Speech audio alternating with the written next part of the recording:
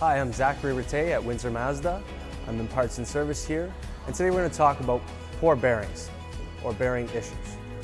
So we have 5 common symptoms that we can look at. But before I start there, we'll start with a myth buster.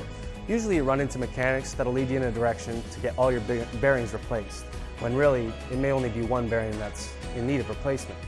So we'll talk about 5 symptoms. The first symptom would be uneven tire wear. So when looking at vehicle bearings, the tires can wear evenly, but if the bearing's shot on one tire specifically, then you may run into uneven wear on that tire. Secondly, we're talking about grinding noises. Starting at a lower speed, but as you increase the accelerator, you start to hear a grinding in one of the wheels. Thirdly, we can look at steering wheel vibrations.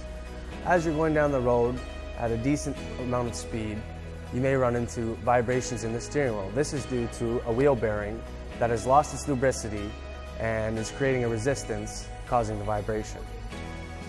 Fourth symptom we can look at is the vehicle pulling in one direction or the other. Resistance from a bad bearing can cause a pull in a direction.